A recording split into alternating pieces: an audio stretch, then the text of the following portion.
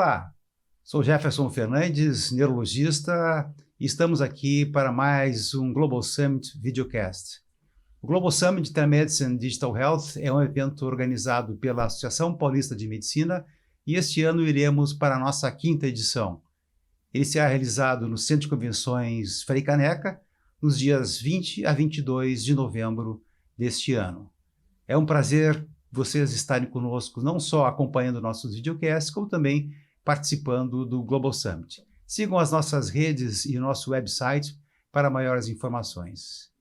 Como sempre, tenho aqui comigo o amigo e colega Antônio Carlos Endrigo, que é diretor de TI da Associação Paulista de Medicina e co-presidente do Global Summit Telemedicine Digital Health. E temos hoje o prazer da presença do colega Edson Amaro, que é médico neuroradiologista e é superintendente de ciências de dados e Big Data do Hospital Israelita Albert Einstein. Edson, muito obrigado por estar aqui conosco. É um prazer tê-lo nesse videocast do Global Summit. Eu que agradeço a oportunidade. Nós vamos começar com uma pergunta e na realidade, no videocast anterior, nós tivemos uma discussão sobre a inteligência artificial. E é claro que uma questão fundamental, e nós discutimos isso, era a questão dos dados, né? E a interoperabilidade ela é fundamental neste caminho. Edson, como que a legislação atual e a própria estratégia de saúde digital, né, do Plano Estratégico 2028, promovem a interoperabilidade aqui em nosso país? Primeiro, acho que, como você bem frisou, os assuntos são bem relacionados, né? O uso de ferramentas de análise de dados, ou analytics, como a gente costuma falar, né? É extremamente ligado à qualidade desse dado, à disponibilidade desse dado e talvez principalmente o que as pessoas talvez não pensam diretamente, a ligação desses dados com a realidade. Que você pode ter uma planilha completamente preenchida, mas o que está lá dentro não reflete, no nosso caso especificamente, a biologia da pessoa que está sendo atendida, né, pelo sistema de saúde. Então, a correspondência com a realidade é uma questão que sempre é fundamental. Não é só dizer se está preenchido ou não está preenchido o tal formulário, é o que está contido lá, o que ele significa, porque quando a gente trabalha com alguns algoritmos, né, frequentemente eles hoje são baseados em soluções de inteligência artificial, você vai ter a sua única realidade que a máquina enxerga são os dados que estão ali. Se eles não correspondem à realidade, você vai ter soluções fantásticas para uma planilha, mas talvez não para um paciente. E voltando aí para a tua pergunta especificamente, a estratégia de saúde digital do país, né, que é uma estratégia que foi gerada aí ao longo de anos, né, e culminou aí com a publicação desse documento, ela é um documento importante, norteia as ações que nós devemos seguir em relação a como a comunicação de dados no sistema de saúde do Brasil deve acontecer ao longo dos próximos anos. Ela é bastante rica, ela é variada, ela tem diretrizes, né, ou norteadores, que estão alinhados, né, com a possibilidade, quase que a certeza de que haverá mudanças. Então não é escrito em pedra, é planejado para que isso seja discutido e rediscutido. Por exemplo, se coloca lá muito claramente a necessidade de ter espaços colaborativos de articulação com a sociedade. Os órgãos governamentais não são capazes de gerar toda a solução que cada membro da sociedade precisa, né? Então essa comunicação entre o poder público, a iniciativa privada e as iniciativas abertas da sociedade, a gente pode colocar assim, estão previstas na estratégia de saúde digital. Então de que maneira isso pode ajudar? Isso de certa maneira é uma visão mais ampla e ao mesmo tempo é uma diretriz que nós precisamos tornar realidade, como tudo, né? Você tem uma diretriz, quando é que ela se torna realidade? Quando existe um acordo, né? Uma comunhão de interesses que torna esses dados acessíveis. Sendo bem prático, quando é que a gente vai ter uma capacidade de conseguir dissecar todo o poder de inteligência artificial, por exemplo, né, como foi colocado aqui? Quando os dados corresponderem à realidade, quando os dados estiverem disponíveis, quando os dados não tiverem ou tiverem uma menor chance de trazer aí uma disparidade, um distanciamento entre aqueles que têm a capacidade hoje em dia garantida pelo seu meio, né? Se você é uma pessoa que está no meio frágil na nossa sociedade, as pessoas com menos renda, menos educação, ou que vivem em comunidades que são, de certa maneira, apartadas, né, do que a gente tem hoje de mais moderno, ou pelo menos mais desenvolvido para oferecer em saúde, como você traz essas pessoas para o que nós queremos como uma sociedade igualitária, que elas participem disso. Então, por exemplo, lá está dito que você pode trabalhar com iniciativa privada e deve contar com essas soluções que vêm da sociedade, do meio acadêmico. passando por uma questão que é quem financia isso. A gente tem que lembrar que assim a gente depende de financiamento para o sistema como um todo, e de novo, isso não vai vir só do governo. Então, eu acho bem interessante que o que está planejado lá ainda é bem atual, de novo, justamente porque não se pretende, né, estar com uma definição estrita e enrijecida. E o que nós temos que fazer, então, é usar essa diretriz da estratégia de saúde digital e, por exemplo, interoperabilidade, uma questão que a gente está falando, né, há já alguns anos aqui. Como tornar isso concreto? Como que um paciente que é atendido no local e, por alguma razão, precisa ser atendido em outro local, não tem que fazer os mesmos exames, que é aquela história que nós conhecemos tão bem, porque talvez o médico não confie no resultado, isso é uma história, né, que a gente tem que, obviamente, trabalhar, mas principalmente porque não tem acesso ao dado que já está lá no outro local e trancafiado lá por alguma razão, que pode ser, inclusive, por limites técnicos ou mesmo por falta de sapiência, conhecimento de quem detém o controle de gestão do dado. Então não é um processo tão fácil de ser digerido, mas as diretrizes para que ele aconteça estão colocadas lá, quais sejam. Primeiro que a gente tem que pensar um sistema que seja transnacional, a gente não pode ficar pensando só Brasil hoje em dia, né? Hoje nós já estamos há algum tempo falando de uma situação de que a espécie que habita esse planeta dominante, para o bem ou para o mal, somos nós, seres humanos. Então a gente tem que pensar nos 8 bilhões de indivíduos que estão aí e a gente não pode ficar restrito na possibilidade de criar soluções que só beneficiem ou que possam ser aplicadas apenas a brasileiros. Mas se uma pessoa na Letônia desenvolver uma solução, precisa ter ela disponível aqui e vice-versa. Coisas que nós fazemos aqui, nós fazemos coisas no Brasil que estejam disponíveis para os nossos vizinhos na América do Sul ou mesmo em outros locais. Então, pensando nessa natureza, a ideia é seguir propostas que a Organização Mundial de Saúde já, de certa maneira, considerou como válidas e, ao mesmo tempo, que o desenvolvimento, por exemplo, da Web3, ou soluções, digamos assim, de mercado, também entenderam como viáveis. Por exemplo, alguns protocolos são tratados hoje, inclusive na Rede Nacional de Dados em Saúde, FHIR-8 e outras soluções que também seguem esse mesmo caminho, elas, de certa maneira, são ubíquas no mundo digital. Então, isso é importante e a gente ser capaz de lidar com mudanças necessárias, né? O fórum que se propõe a ser criado lá é que precisa ser exercitado. De novo, né? Nós temos que nos articular melhor e trata-se de uma situação mais afeita a humanos do que a tecnologia, como muitas vezes é. O limite não está do nosso lado do desenvolvimento tecnológico, está do nosso lado incapaz de fazer a adoção responsável disso. Uhum. E nessa linha, talvez, antes da interoperabilidade tecnológica, tem que haver a interoperabilidade humana, né?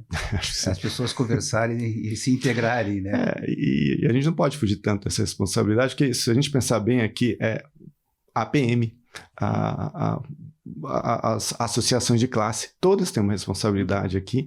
A gente só tem que lembrar que isso não é uma coisa mais da TI.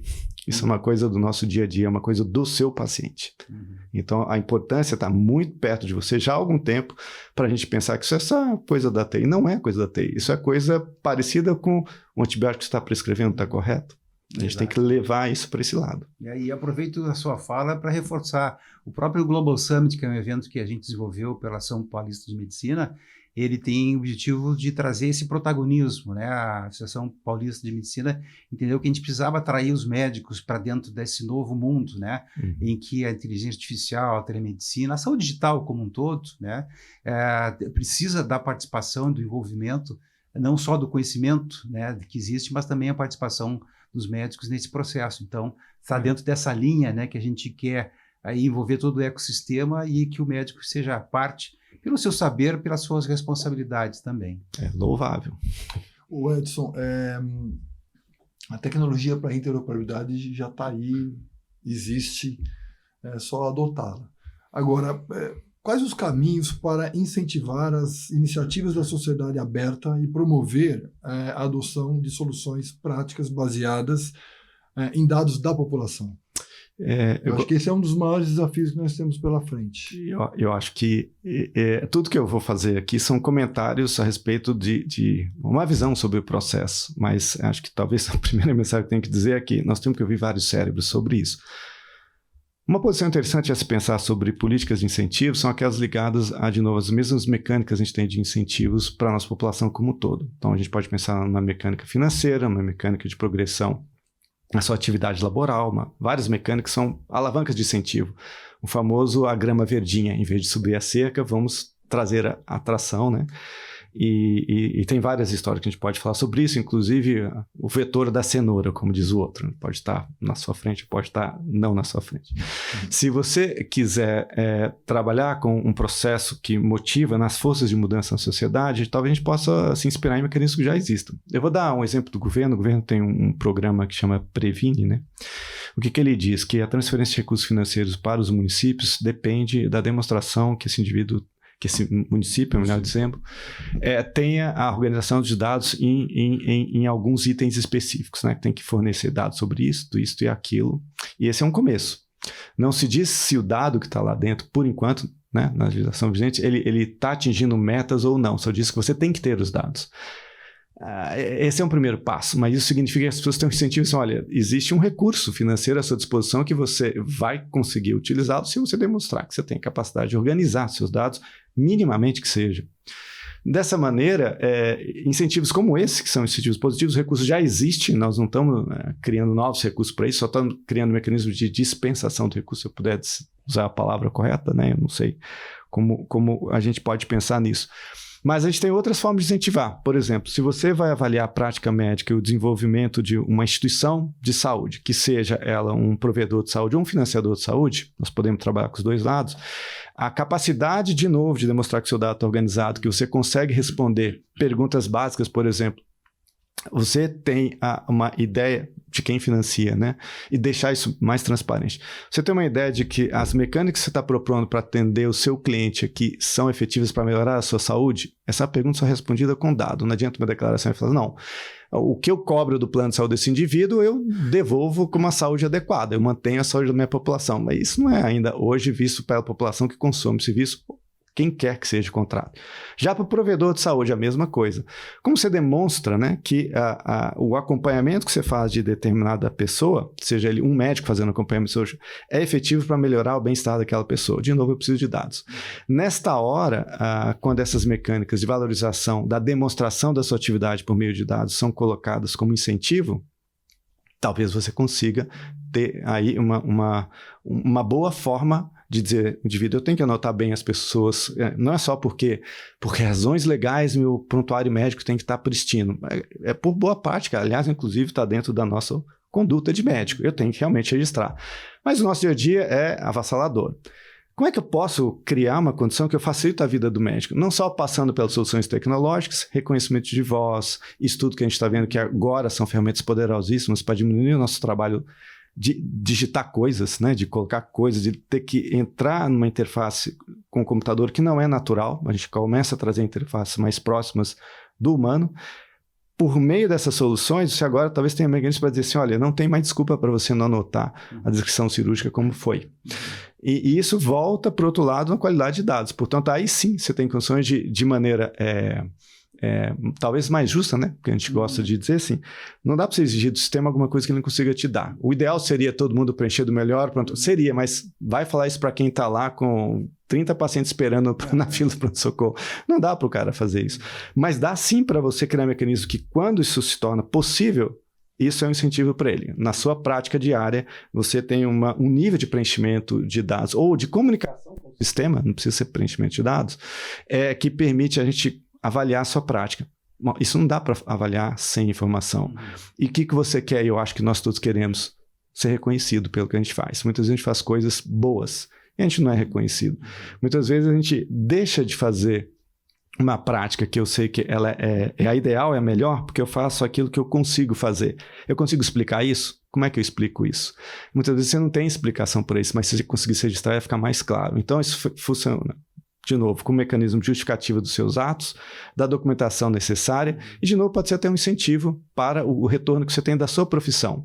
E ser reconhecido porque você é um bom médico, acho que nenhum de nós aqui da medicina é algo que você vai dizer assim, isso não é bom, isso é necessário, é justo. E é nesse nível que eu trabalharia os dados, não o nível técnico. No nível assim, isso demonstra que a minha profissão está sendo exercício do melhor jeito possível, demonstra que esse grupo de saúde faz a melhor medicina possível, e não tem todas as dúvidas que nós temos muitas vezes estampadas nos jornais, poxa, o cara está fazendo medicina mercantilista.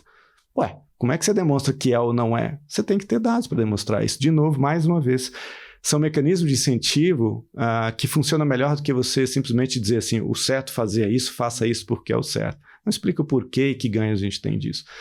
Quais sociedades funcionam? Só para terminar meu exemplo aqui, isso funciona em algumas sociedades, geralmente são países menores, países nórdicos, países onde a gente já tem uma cultura já de décadas de ter acesso a dados, e países onde a própria população entende isso, né? Então, acho que o nível cultural da população é outro incentivo forte que a gente precisa caprichar.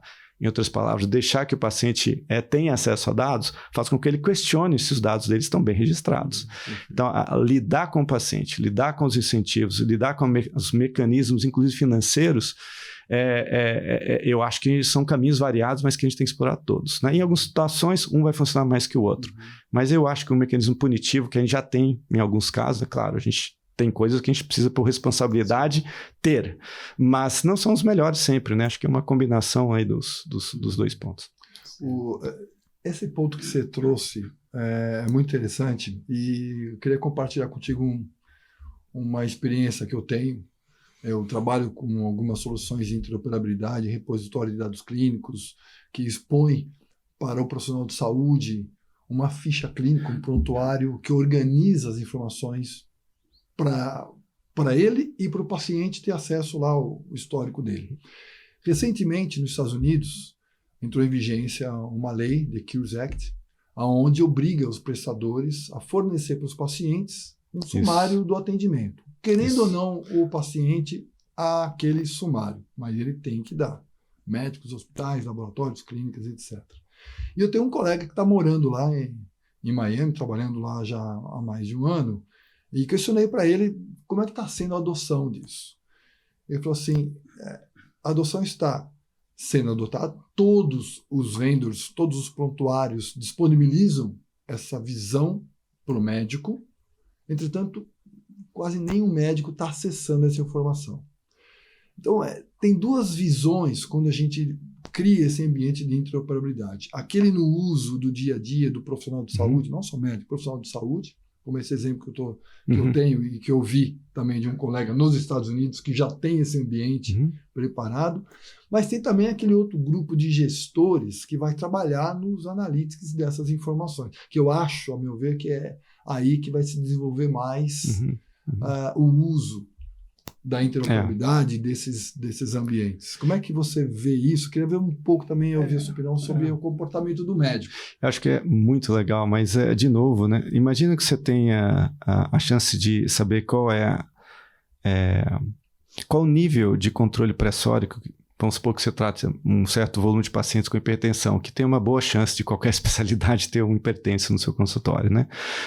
Imagine que você tenha uma ideia de qual que é o nível de controle que você tem frente à da população parecida com aquela que você trata. Você não gostaria de saber se você está com um desempenho bom? Cara, isso tinha um baita incentivo, é que nem nota de aluno na escola que vê a sua nota e dos seus coleguinhas, você não sabe quem tirou a outra nota melhor que a sua ou a pior. Não precisa, mas você sabe onde você está no histograma de notas. Isso te incentiva a procurar a melhor prática. Também incentiva os pacientes a entenderem que, olha só, eu posso exigir ou pedir, ou é meu direito, que eu seja bem atendido. Como é que eu consigo saber o nível de profissional que eu estou atendendo? Isso é muito complexo, mas ao mesmo tempo é uma história bem mais antiga que a gente imagina. Vamos lembrar do médico de família, aquele que às vezes estava no lombo do cavalo para atender alguém lá. Quando alguém estava doente, chama o fulano ou chama o ciclano? Não, chama aquele, porque aquele vem aqui, me trata bem, etc. Isso já acontece. Isso não é um predicado dos tempos modernos. As pessoas já faziam isso antes. Saber qual é o melhor médico. E de novo, é um incentivo para a gente sermos bons médicos.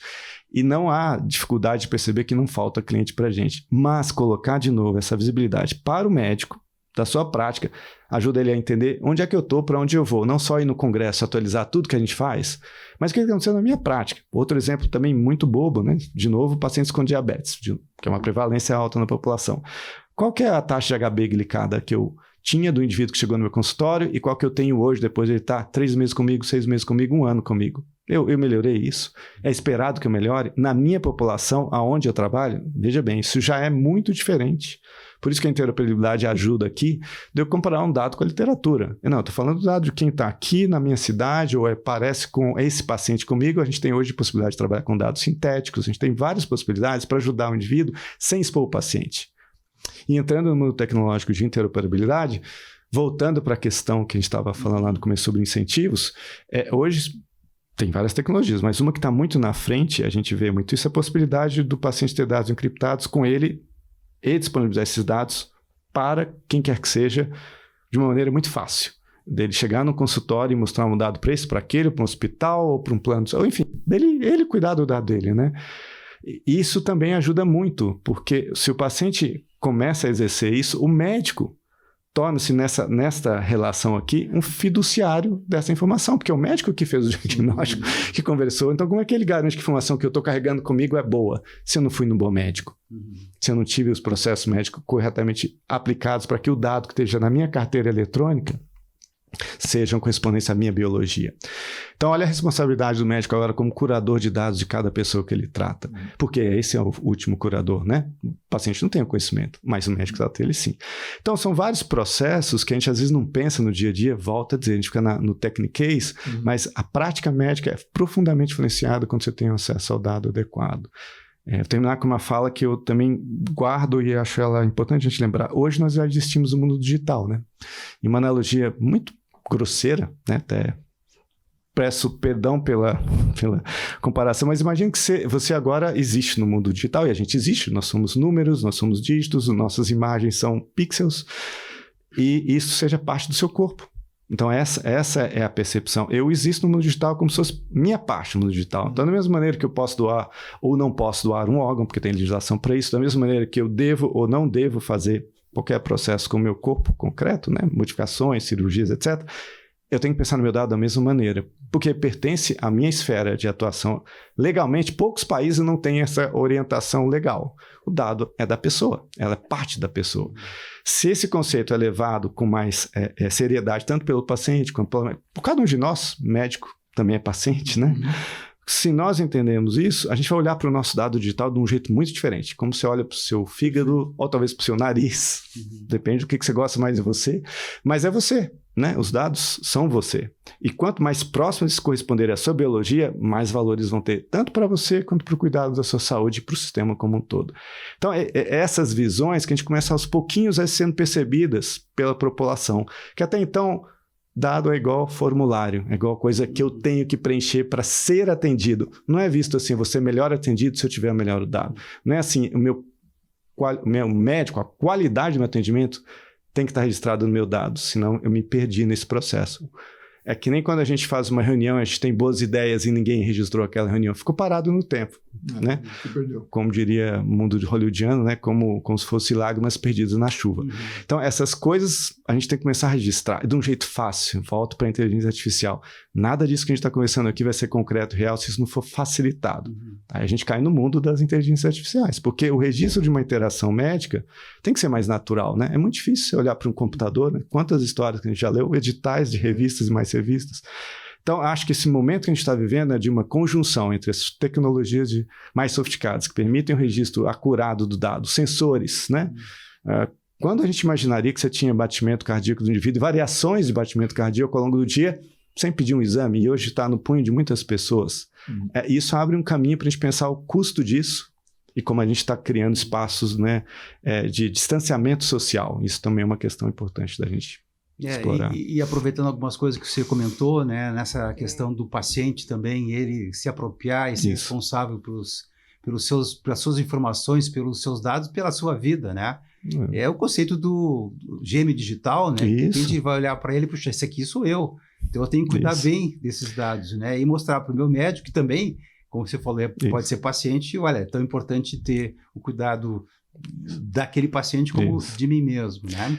E você tinha tocado também, Edson, na questão, quando se discutiu, né, o desenvolvimento do uso dos dados, da interoperabilidade, a questão da participação da sociedade, né? Aí vem uma questão que sempre preocupa a gente, né? A questão da equidade, né? Ou seja, como é que a gente desenvolve, como é que a gente cuida da equidade quando se trata desse tema dos dados voltados para a área da saúde? Essa é uma questão muito cara, muito importante, ela é fundamental. Primeiro a gente precisa perceber que a gente só tem ganhos quando em escala, né? E inclusive na dimensão temporal, quando a gente trabalha sempre a favor de garantir que o acesso de cada indivíduo para o potencial com o qual ele nasceu seja maximizado. Em outras palavras, se você nasce com uma capacidade, ela deve ser maximizada ao longo da sua vida na sociedade. Não importa onde você nasceu, né? Que tem a famosa frase, se você vive ou morre, depende inclusive de onde você nasceu. Um dado que eu acho ruim, mas importante para frisar isso, aqui na periferia de São Paulo, tem algumas publicações, mas um que chama muita atenção é que a variabilidade da mortalidade de doença cardiovascular aqui em São Paulo é mais dependente de fatores que não são biológicos, como, por exemplo, transporte, onde você mora, o nível educacional de quem teve um AVC ou um infarto, do que a biologia. Em outras palavras, depende muito... 75% da variabilidade do seu dado não está nos livros de medicina, que explica a mortalidade da doença cardiovascular. Isso é, obviamente, muito grave. E a gente também sai do nosso nicho de medicina e entender que o indivíduo está vivendo no contexto.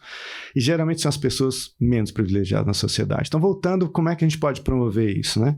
É da mesma maneira que, hoje, a tecnologia perspassa a sociedade de uma maneira, assim, muito interessante, muito rápida e também garante um certo sincronismo de acesso.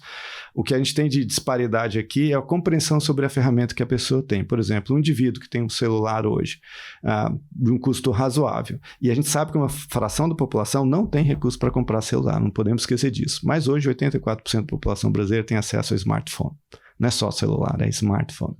Significa que ela tem algoritmos na mão dela, só que ela não sabe o que fazer, ou sabe pouco fazer, ou fez pouco exercício sobre o potencial disso. Por exemplo, falando então de acesso, a mesma facilidade que eu tenho de colocar um algoritmo na mão de alguém que tem recursos financeiros e tem um plano de saúde, é igual para um indivíduo que é só e tem um acompanhamento, ainda bem que no Brasil tem do SUS, né?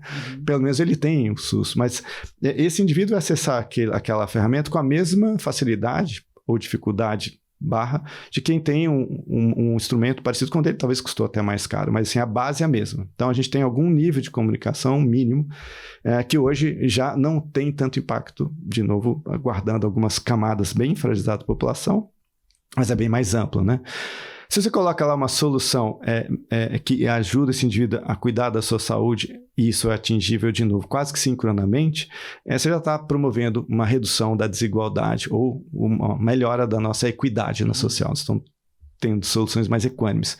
O cuidado tem que ser em garantir que o letramento digital da população seja suficiente para que ela faça uso disso, né? E às vezes pode ser, de novo, com o que a gente também tem no Brasil, que é muito importante, o agente comunitário. O agente comunitário é uma ferramenta fantástica, é um ser humano que vive naquela comunidade e uma vez por mês encontra aquela família. Às vezes encontra, sei lá, na esquina, às vezes até num bar, tanto faz, mas ele conhece aquela pessoa, a pessoa conhece ele. Então tem um humano com uma solução digital na palma da mão. Olha que poder que a gente pode trabalhar aqui no Brasil com isso. Então ali acho que é uma das formas de a gente levar toda essa inovação que a gente está falando aqui, um diálogo com esse paciente, uma capacidade de confiança, que essa é a parte importante, que a gente, para quem não tem tanta, de novo, acesso ao que significa, a gente chama de literácia, né? Não sei se é uma boa tradução, letramento digital. Mas isso significa que o cara sabe o que é aquele algoritmo que está dentro. Não que ele entenda nada de tecnologia, mas ele sabe o poder que aquilo tem. Esse é o principal ponto que eu diria, é a educação e a capacidade da população fazer uso da tecnologia. Não é tanto a tecnologia chegar lá, não é mais do indivíduo não tem dinheiro para comprar alguma coisa. De novo, guardando ressalva que ainda temos esse problema, sim. Mas não, esse não é... Agora, o nosso maior problema é, de novo, o letramento digital da população. Então, a gente tem que trabalhar nisso, na escola, em qualquer nível. A boa notícia é que isso não é tão difícil de fazer, a gente aprende rápido essa parte. E, com isso, a gente consegue, sim, reduzir as lacunas sociais que a gente tem aqui. No começo do nosso papo, você descreveu bem a questão dos dados que se transformam em informações e são utilizáveis, aqui resumidamente. Uhum. E esses dados são importantes, essas informações são importantes para a gente desenvolver ferramentas de inteligência artificial, que é o que mais se fala atualmente. Agora, quais seriam as principais ações para reduzir essas barreiras na utilização de soluções da inteligência artificial? Como que você vê? Eu acho que tem uma pergunta que está junto da sua, que é assim, quando a gente regula o uso de soluções de inteligência artificial, a gente consegue, ao mesmo tempo, não criar barreiras para novos entrantes no mercado. Estou falando de startup, estou falando do potencial criativo que um jovem hoje tem na nossa sociedade. Se a pessoa teve uma ideia original, e a gente sabe que a gente tem muitos cérebros aí tendo ideias, né? E que pode ajudar a população. O que eu estou fazendo quando eu crio um mecanismo regulatório estrito? Eu estou protegendo a sociedade de mau uso, mas ao mesmo tempo eu estou também dificultando a entrada desse indivíduo no mercado. Ninguém vai conseguir ter a capacidade de lidar com um arcabouço jurídico se a gente seguir os moldes tradicionais. A gente tem que começar a trabalhar com sindicatos, comunidades, o termo que você queira para dizer assim, temos uma associação que protege o potencial criativo da população, ao mesmo tempo que garante as normas que a gente tem que colocar em prática de proteção da sociedade contra o mau uso. Então, acho que a gente tem que pensar mecânicas diferentes de trazer para esses novos, digamos assim, entrantes, né? Os empreendedores, os microempresários, para que eles não fiquem afastados desse mercado. Eles têm que ter uma proteção. É a mesma proteção que a gente dá também contra todas as barreiras que às vezes são financeiras. Mas não deixar de lado essa questão quando a gente vai tentar, de alguma maneira, proteger a sociedade do mau uso de soluções de inteligência artificial e de dados, né? Então, acho que tem que ter esse olhar. Acho que isso é uma pergunta bem importante, porque para incentivar isso, a gente tem que pensar no poder criativo da população antes de pensar no poder destrutivo do mau uso de algoritmos, né? Senão você não está tendo um ganho aqui. Talvez até evitando que outros países, outros locais tenham benefícios do que os brasileiros podem trazer. Então, não é uma questão fácil. Mas acho que o segredo está em quem faz as regras, né? A parte legal do processo tem que estar muito próximo de criar uma solução parecida com a SD, que não pretenda resolver as coisas com cada assinatura e cada decreto, mas sim que crie um mecanismo vivo, dinâmico, que pelo menos consiga ficar um pouco menos longe da velocidade da transformação digital que a gente vê. Perfeito, excelente. Eu acho que aqui a gente teve, das várias coisas que você falou, muito material para reflexão, né? Todo o conhecimento e experiência do Edson nos traz uma série de questões que a gente precisa pensar e agir sobre elas.